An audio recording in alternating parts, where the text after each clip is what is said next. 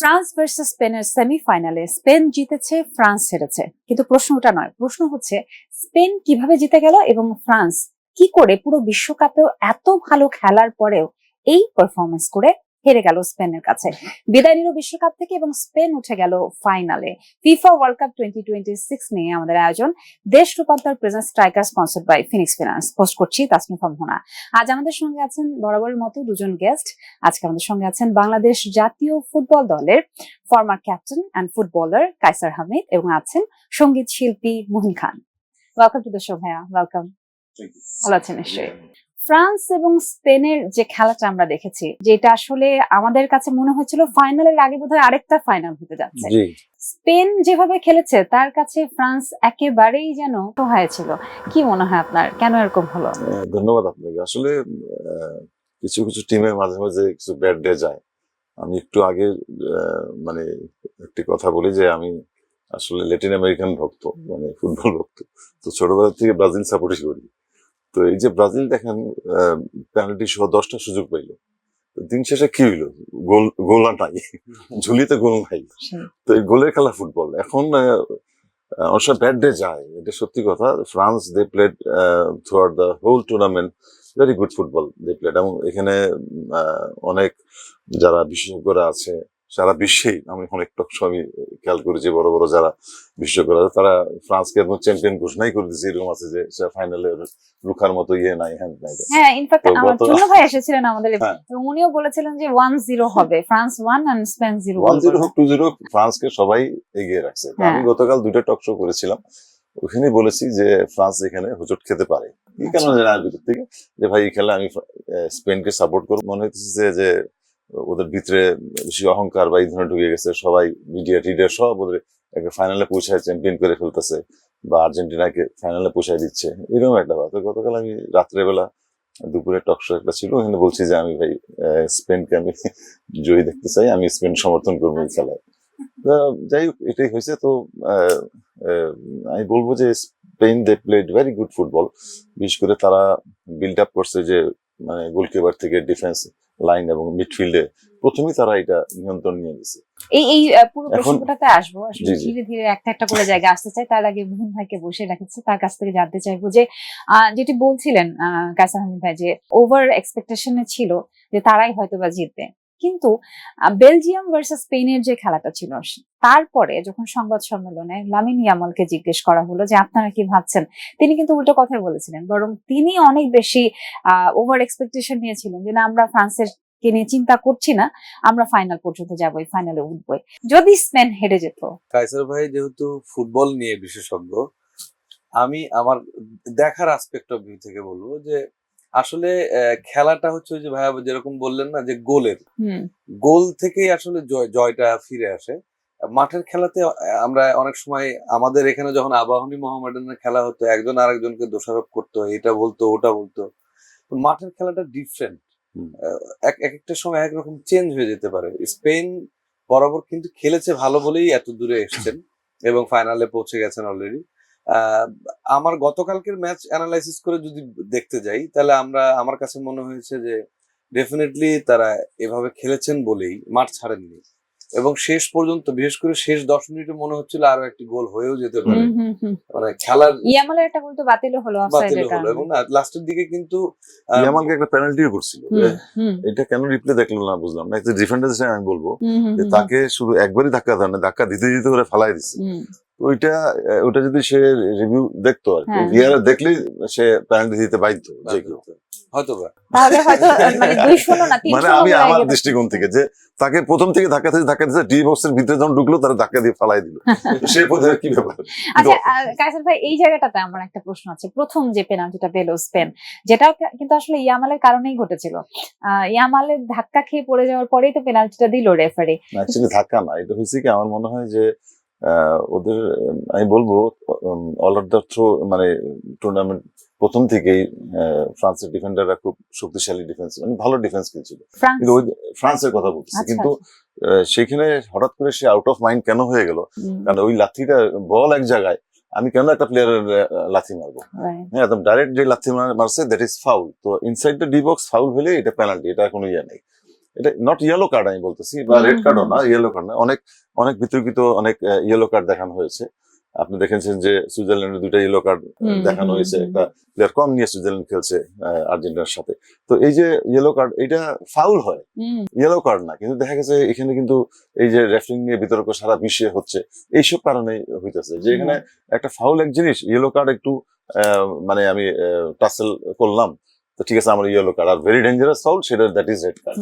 এটা ফাউল হয় কিন্তু ইয়েলো কার্ড না, এরকম দেখা যাচ্ছে। তাকে ফাউল দিছে ডি বক্সের ভিতরে, দ্যাট ইজ পেনাল্টি। ফাউলটা যে হলো এবং ফাউলের কারণে পেনাল্টি পেয়ে স্পেন প্রথম যে গোলটা করলো, এতেই কি মেন্টালি আসলে ফ্রান্সটা তখনই হেরে গেছিল? কি মনে হচ্ছে আপনার খেলা দেখে? মেন্টালি হারে, কিন্তু আমরা লাস্ট ম্যাচে যেরকম দেখলাম যে মেসি গোল পেল না, আর্জেন্টিনার খেলাতে যেরকম ফার্স্টে, হ্যাঁ, তো এরকম গোল না পেলেই যে হেরে যায় বা এরকম কিছু হয় তাও কিন্তু না। মাঠে খেলাটা আসলে আলাদা, একদমই আলাদা।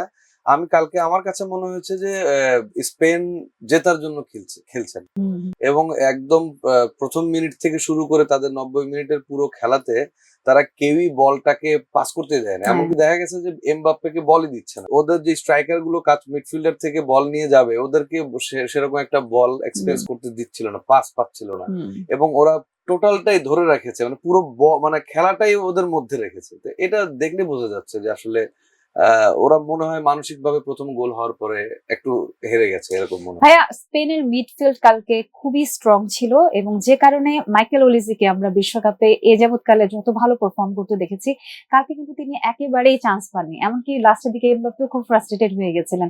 এই মিডফিল্ডের খেলাটা সম্পর্কে কি বলবেন? ওলিসি ইজ এ গুড প্লেয়ার, কিন্তু কালকে তার পারফরমেন্স ওয়াজ নট গুড, এবং তাকে এত করা মার্কিং এ রাখা হয়েছিল। কিন্তু তার সতীর্থরা, প্রত্যেকটা টিমের মধ্যে কিন্তু একটা প্লেয়ার আছে যে ওকে আমার রাখতে হবে। আমরা যখন মডার্ন আমানি খেলতাম, এখন আমার আসলাম ভাইকে বা এরকম একটা দায়িত্ব দিত যে এই জন্য না বাড়িতে পারে, যার সামনে যাক, মানে এই জন্য গোল দিতে না পারে, এরকম একটা কি প্লেয়ার থাকে। তো ওকে যখন ব্লক করে দিছে, যে পারফরমেন্স আমি আশা করছিলাম সেটা টোটালি তারা ফেল, এবং তার মনে হচ্ছিল যে সে ওভার টেন্স, মানে ওভার টেন্স হলে হয় কি যে আমি 8 গোল রয়েছে, আমার একটা গোল দিতেই হবে, মানে এরকম টেনশনের মধ্যে সে ইয়ে করছে। এবং কমেন্টেটররা বলতেছে যে সে চেষ্টা করতেছে, সে ফ্রি কিক গুলি সে আরো ভালো ফ্রি কিক মারে এসব ডেঞ্জার জোন থেকে। হ্যাঁ, ইএমএল কে আমি বলবো যে সে ওই যে কিছু আছে, ওই সেও ওভার টেন্স, সে ওই ফরওয়ার্ড লাইন ছেড়া আইসা ডি বক্সের সামনে এসে ফাউল করছে। ওদেরকে একটা ডিফেন্ডার বলতেছে তাকে যে তুই সামনে যা, মানে এখানে কেন, মানে ডি বক্সের এত ডেঞ্জার জায়গা ছিল যে সেখান থেকে মানে আমি বলবো যে এমবাপ্পে যেই কিকগুলি মারে, এটা গোলকিপার সেভ করে, কিন্তু এরকম উপর দিয়ে চলে যায়, বা মানে সে তার খেলার মধ্যে ছিল না, সে ওভার টেন্স ছিল আমার কাছে মনে হয়েছে। মোহন ভাই, এমবাপ্পের মতো প্লেয়ারদের জন্য কিন্তু বিপক্ষের টিম থেকে দেখা যায় যে 2-3 করে প্লেয়ার রাখাই থাকে, যেন এ কোনোভাবেই গোল করতে না পারে। আর সেই জায়গাটা থেকে কালকে এমবাপ্পেকে দেখে পুরোটা সময় মনে হচ্ছিল যে অফসাইড ডিলেমাতে ভুগছে। কালকে কিন্তু গোলকিপার অনেক গোল বাঁচিয়েছে, এটা কিন্তু সত্য কথা। এবং কালকে সাইমনের জন্য অনেক ধরনের বিভিন্ন সাইড থেকে গোল করার চেষ্টা করেছে ফ্রান্স, কিন্তু পারেনি। এবং আমরা ডিবক্সের বাইরে যে দুটো ফাউল থেকে কিক করেছিল এমবাপ্পে, সেটাতেও কিন্তু স্বতঃস্ফূর্ততা কম ছিল এবং তার মধ্যে হতাশা ছিল। মানে মনে হচ্ছিল যে আজকে সে অনেক ট্রাই করার চেষ্টা করছে কিন্তু পারছে না। তো গোলকিপার একটা ফ্যাক্ট একটা দলের জন্য। স্পেনের গোলকিপার সেই জায়গাটাতে খুব শক্তিশালী একটা ভূমিকা রেখেছিল, আমার কাছে যেটা মনে হয়। তো সেই ক্ষেত্রে ডিফেন্স যতই চেষ্টা করুক না কেন, গোলকিপার যদি থাকে অনেকেই হতকচিত হয়ে যেতে পারে। শুধু গতকালকের খেলা না, আমরা পুরো ওয়ার্ল্ড কাপ জুড়ে অনেক টিমেরই অনেক ভালো ভালো গোলকিপার খেলা দেখেছি। ডেফিনেটলি আমি বলবো যে গোলকিপার, প্রত্যেকটা টিমের কিন্তু গোলকিপার 2-1টা মানে মিস্টেক ছাড়া অনেক টিমে হয়তো হয়েছে, কিন্তু বেশিরভাগ গোল দেখেন হয়তো লাস্ট মিনিটে হয়েছে, নালে 90 মিনিট শেষ হয়ে গেছে, ওই 5-6 মিনিট পাইছে, 7 মিনিট, ওর মধ্যে অনেক স্কোর হয়েছে। আপনি মানে যে আর্জেন্টিনা যে সব টিমের সাথে খেলছে কালকে, মানে আজকে তো খেলবে একটা টাফ টিমের এগেইনস্টে, তো আমার দৃষ্টিকোণ থেকে আর্জেন্টিনা যেসব টিম খেলছে, আর্জেন্টিনার তুলনায় এগুলি হলো সেকেন্ড ডিভিশন টিম। হ্যাঁ, এবার দেখুন নামই শুনিনি, সত্যি কথা, যে নাম যে কোনো দেশ আছে এটা অনেকে জানতোই না। তারপরে কুরাসাও, মানে যারা আসছে, মানে আমার অবাক লাগে যে তারা কোনো 2.5 লাখ 3 লাখ লোক বা 5 লাখ লোক, মানে আমাদের একটা থানা থেকেও কম মানুষ। তো ওইখান থেকে তারা ফুটবল প্লেয়ার প্রডিউস করছে, they can produce world standard football. তো বাংলাদেশ পারবে না কেন? এখন হয়তো 48 থেকে আবার কয়টা জানি দেশ বাড়াইতে পারে, ফিফা বলছে আর কি। তো এখানে যদি বাংলাদেশে এরকম আমি বলবো যে আমার দেশের কথা না বললে তো হয় না। তো এখান থেকে আমাদের এত ফুটবল একাডেমি আছে, সরকার কোটি কোটি টাকা এর আগে খরচ করেছে। যদি এটা মানে আমি বলবো যে যদি সঠিক পথে খরচ করা যায়, যে আমি চিন্তা করি যে আমি 100 টাকা পাইলাম, 70-80 টাকা আমার পকেটে আমি ভরি, এরপরে আমি চিন্তা করি ফুটবলের কথা, এটা হলে হবে না। মাঠের বাইরে যিনি বসে খেলছিলেন, ফ্রান্সের যিনি কোচ ছিলেন দিদিয়ে দেশাম, এবং যিনি স্পেনের কোচ ছিলেন, এই দুজনকে তো বারবার দেখাচ্ছিল, তাদের এক্সপ্রেশন দেখে আপনার কি মনে হচ্ছিল? একজনকে তো খুবই উজ্জীবিত লাগছিল যখনই গোল করলেন, এবং মাঠে থেকে কিন্তু রেফারির সঙ্গে মানে প্রথম গোল করার পরে কিন্তু একবার বিতর্কও হলো ফ্রান্সের কোচে। তো যেই ক্ষেত্রে হয় কি যে কোচ কিন্তু মাঠের বাইরে থেকে প্লেয়ারদেরকে ইন্সপিরেশন দেয় যে তোমরা এটা করো ওটা করো, বিভিন্ন সময় বিভিন্ন সাজেশন দিতে চায় বা দেন, মাঠে বসেই দেন, মাঠের সাইড থেকেই দেন, তার পাশ থেকে। কিন্তু কালকে কেন জানি মনে হলো যে তার কোনো কথাই কাজে দিল না ফ্রান্সের জন্য।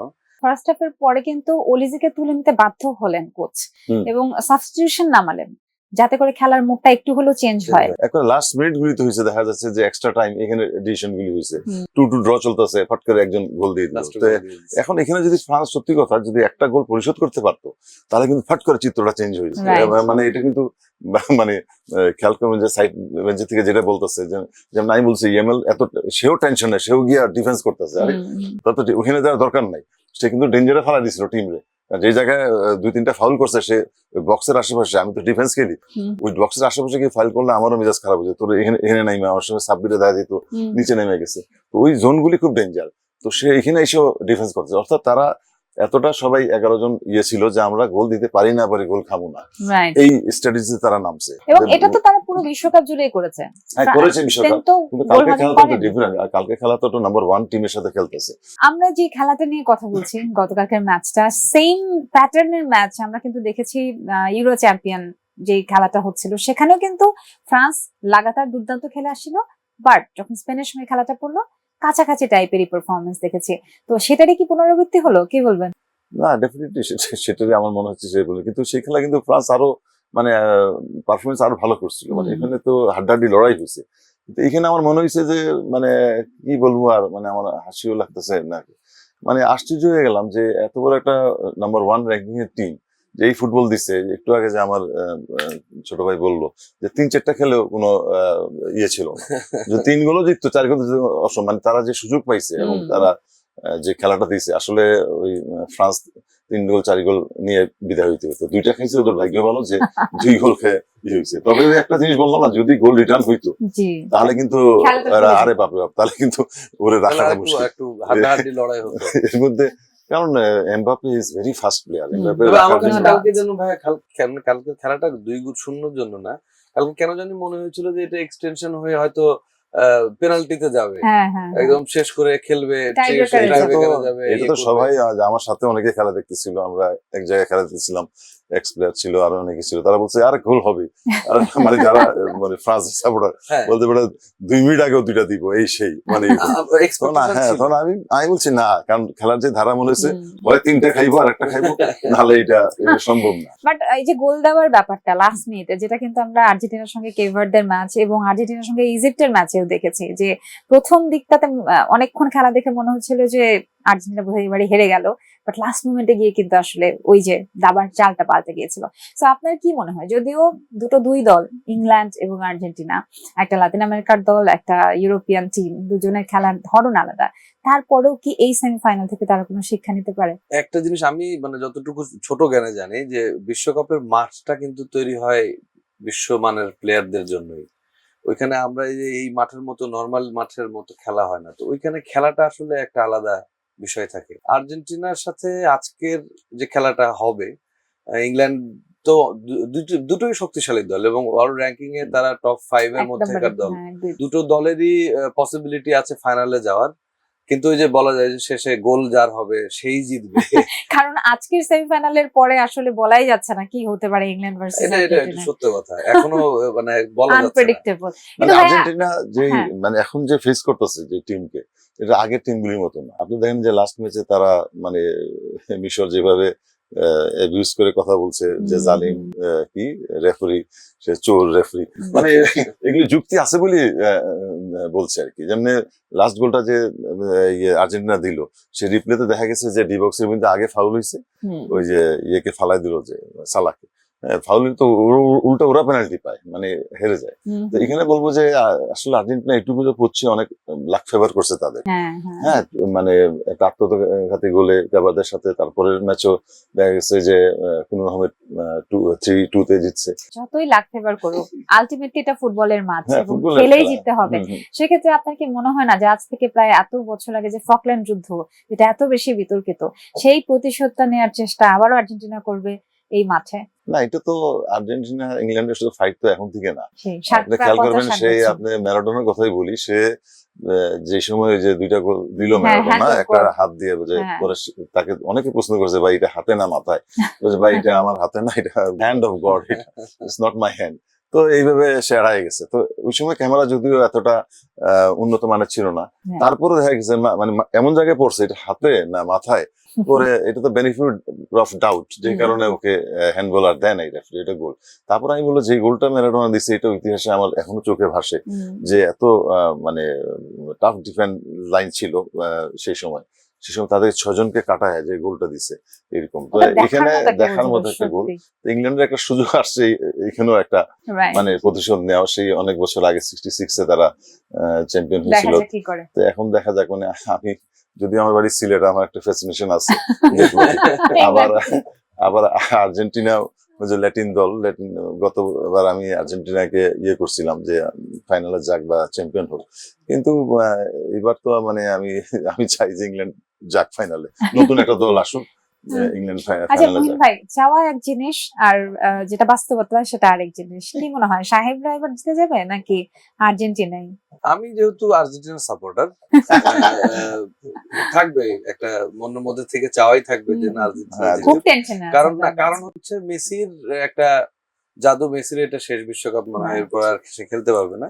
তো এই সফট কর্নার থেকেই বলতে পারি যে যেহেতু ওর পায়ের জাদুতে একটা বিস্ময়কর অবস্থা তৈরি হয়েছে ফুটবলের, হুম, এবং সবাই তাকে সেটা বলেও যে বিস্ময়কর ফুটবল খেলে মেসি হুম, ওর পায়ের জাদুতে। দেখা যাক, মাঠের খেলা তো আসলে ওই যে বলছি যে ভাইও বললেন যে এটা আসলে বলা যায় না যে হুম, শেষ হুম। মুহূর্তেও একটা পরিবর্তন ঘটে যেতে পারে। মানে সবকিছু এবার একটা সোর্সও আর্জেন্টিনা একটা ব্যাপার। একটা খেলা। রেকর্ড হইলো, সে পরপর 10টা ম্যাচ জিতছে না, হুম, হুম।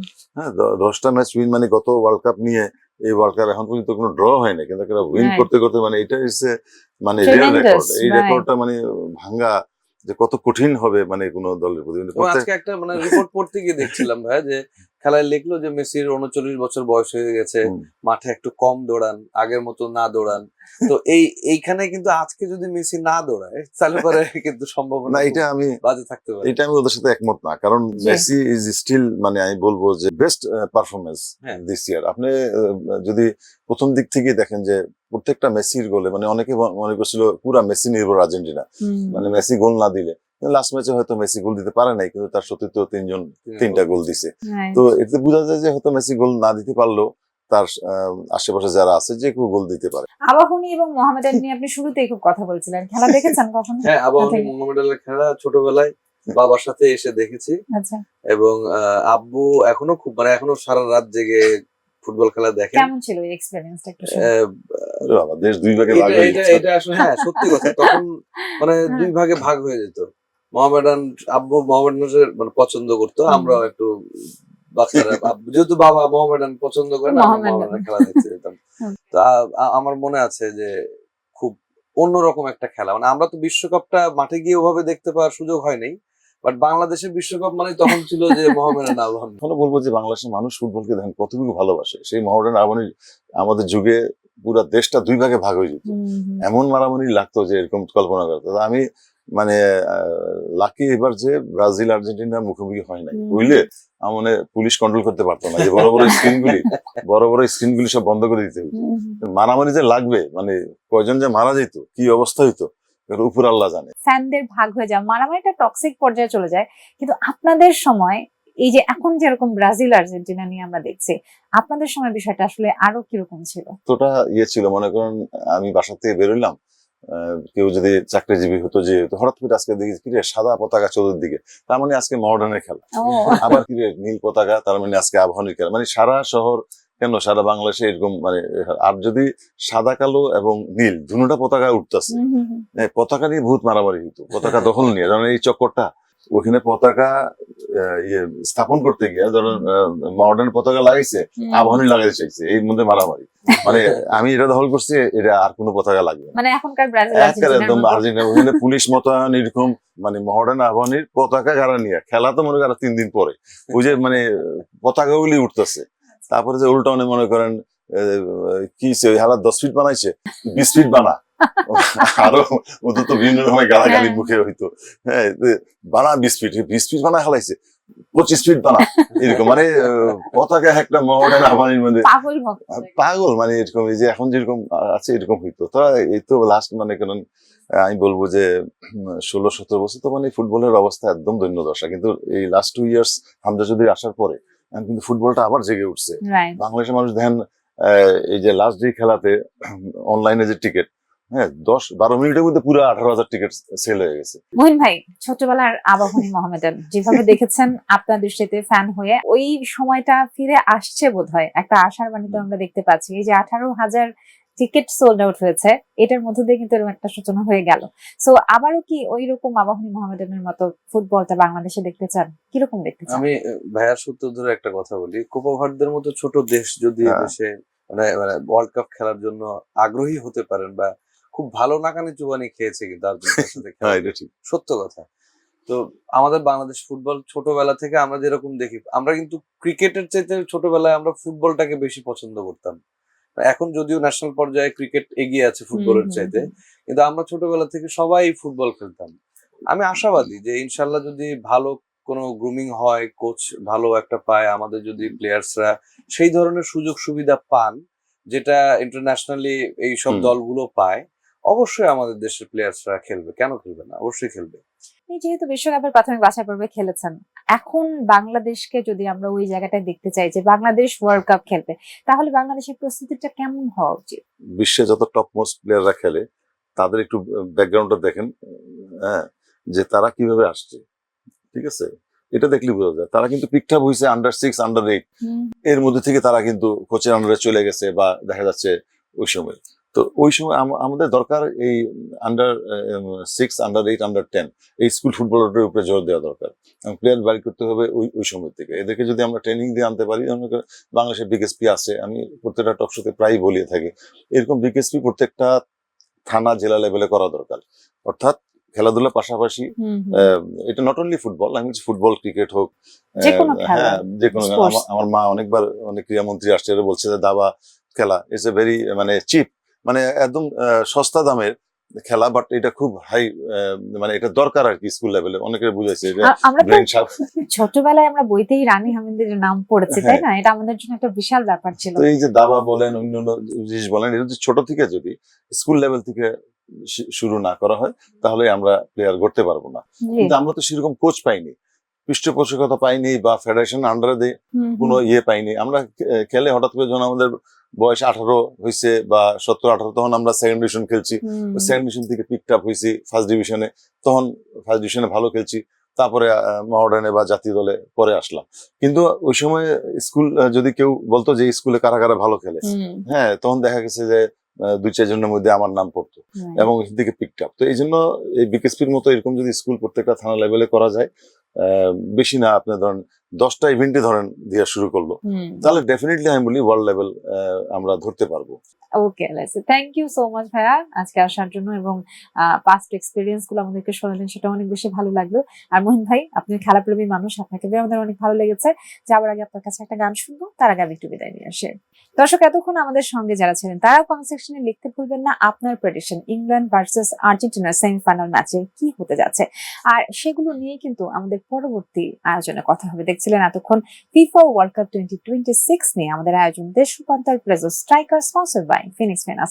হোস্ট তাসনিফা মোহনা ছিলাম আজ থেকে আপনাদের সঙ্গে। আমাদের সঙ্গে দুজন ফুটবল প্রেমী ছিলেন, আবারও দুজন ফুটবল প্রেমী মানুষকে নিয়ে দেখা হবে এই একই স্টুডিওতে। ভালো থাকুন সবাই। চলুন গান শুনতে শুনতে আজকের এপিসোড শেষ করা যাক। দিবানিশি তোরে খোঁজে থাকি সারাক্ষণ, পাগলামি ভরা থাকে দিবি কি না মন, দিবানিশি তোরি খোঁজে থাকি সারাক্ষণ, পাগলামি ভরা থাকে দিবি কি না মন, কলিজায় লাগে রে, কলিজায় লাগে রে, ও কলিজায় লাগে রে, কলিজায় লাগে রে।